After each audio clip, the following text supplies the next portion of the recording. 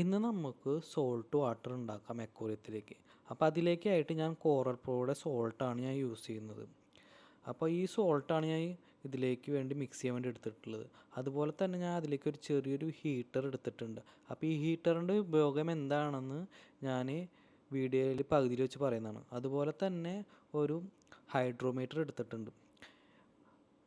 പിന്നെ ഞാനൊരു വേവ് മേക്കറാണ് എടുത്തിട്ടുള്ളത്. വേവ് മേക്കർ എടുത്തിട്ടുള്ളത് എന്താണെന്ന് വെച്ച് കഴിഞ്ഞാൽ നല്ല പോലെ മിക്സിങ് ആവാനാണ് വേണ്ടി എടുത്തിട്ടുള്ളത്. നമുക്ക് കൈ ഉപയോഗിച്ചിട്ട് മിക്സ് ചെയ്യാം. അതുപോലെ തന്നെ പിന്നെ അതിലേക്ക് ഞാൻ റിഫ്രക്ട്രോമീറ്റർ യൂസ് ചെയ്തിട്ടുണ്ട്. ഇപ്പോൾ ഈ 2 മീറ്റർ കൊണ്ടും ഏറ്റവും ആക്യുറേറ്റ് ആയിട്ടുള്ളത് ഏതാണെന്ന് കാണിച്ചു തരാൻ വേണ്ടിയിട്ടാണ് ഞാൻ 2 മീറ്റർ ഞാൻ എടുത്തിട്ടുള്ളത്.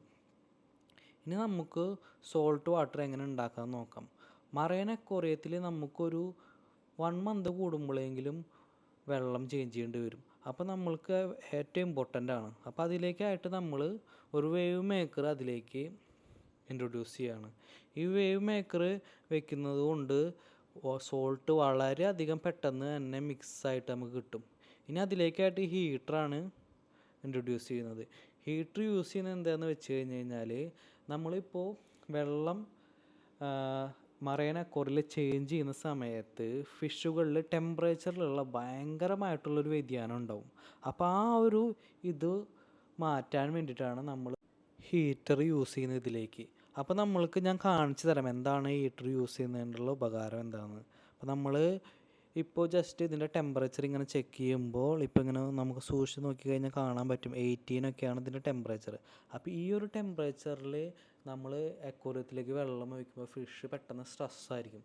മറൈൻ അക്വേറിയത്തിൻ്റെ ടെമ്പറേച്ചർ നിങ്ങൾക്ക് എല്ലാവർക്കും അറിയാം 22 മുതൽ 25 വരെയാണ്. അപ്പോൾ നമ്മൾ ഈ ഒരു വെള്ളം പെട്ടെന്ന് തന്നെ ഇതിലേക്ക് വെള്ളം ചേഞ്ച് ചെയ്യുന്ന സമയത്ത് വെള്ളം മാറ്റി കഴിഞ്ഞ് കഴിഞ്ഞാൽ ഫിഷുകൾ പെട്ടെന്ന് സ്ട്രെസ് ആവാനും അതുപോലെ തന്നെ നമ്മുടെ അക്വേറിയത്തിൽ കോറൽ അതുപോലത്തെ ഇങ്ങനെ ഉണ്ടെങ്കിൽ അനിമോണിയൊക്കെ ഉണ്ടാകുമ്പോൾ പെട്ടെന്ന് തന്നെ സ്ട്രെസ് ആവാനും മരിച്ചു പോകാനും കാരണമാവും.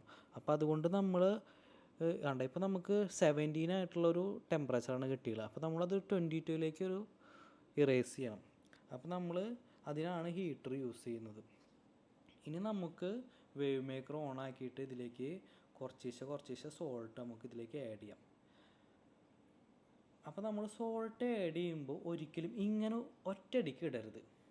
അത് നമുക്ക് പെട്ടെന്ന് മിക്സ് ആവില്ല. അതുകൊണ്ട് നമ്മൾ എപ്പോഴും സോൾട്ട് ആഡ് ചെയ്യുമ്പോൾ ഇങ്ങനെ ഡ്രോപ്പുകളായിട്ട് ഇപ്പോൾ ഈ വീഡിയോയിൽ കാണിച്ച പോലെ നമ്മളിങ്ങനെ മെല്ലെ മെല്ലെ ഇതിലേക്ക് ഇങ്ങനെ സോൾട്ട് നമ്മളിങ്ങനെ ആഡ് ചെയ്യണം.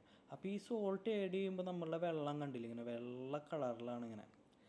അപ്പോൾ അതുകൊണ്ട് അത് നല്ലപോലെ മിക്സ് ആവാൻ വേണ്ടിയിട്ടാണ് ഞാനിപ്പോൾ വേവ് മേക്കർ യൂസ് ചെയ്തത്. അപ്പോൾ നമുക്ക് വേവ് മേക്കർ നിർബന്ധമൊന്നുമില്ല നമുക്കിപ്പോൾ സോൾട്ട് വാട്ടർ ഉണ്ടാക്കണ നേരത്ത്. ഇനി നമുക്ക് ഹൈഡ്രോമീറ്റർ വെച്ചിട്ട് നമുക്ക് എങ്ങനെയാണ് സോൾട്ട് ചെക്ക് ചെയ്യണം നമുക്ക് നോക്കാം.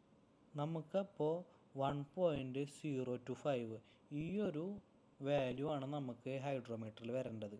അപ്പോൾ നമുക്ക് ചെക്ക് ചെയ്ത് നോക്കി നോക്കാം.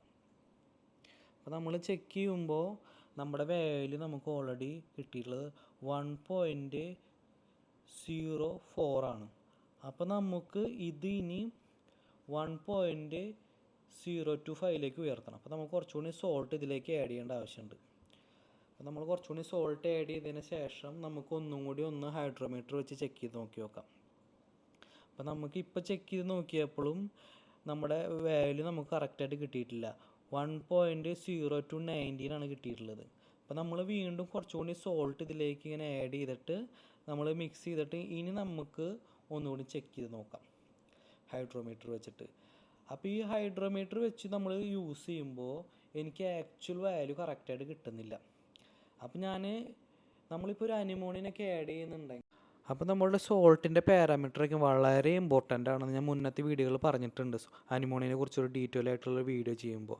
അപ്പോൾ ഇതിൻ്റെ വാല്യൂ കാണിക്കുന്നത് 1.026 ആണ്. അപ്പോൾ കുറച്ച് കൂടുതലായിട്ടാണ് കാണിക്കുന്നത്. അപ്പോൾ ഞാനിത് ഹൈഡ്രോമീറ്റർ ഉപയോഗിക്കാതെ തന്നെ റിഫ്ലക്ട്രോമീറ്റർ കൊണ്ട് വെച്ചിട്ട് നമുക്ക് ഒന്നുകൂടി ടെസ്റ്റ് ചെയ്ത് നോക്കാം. അപ്പോൾ ഇത് നമുക്ക് എങ്ങനെ ടെസ്റ്റ് ചെയ്യാമെന്ന് നമുക്ക് നോക്കി നോക്കാം.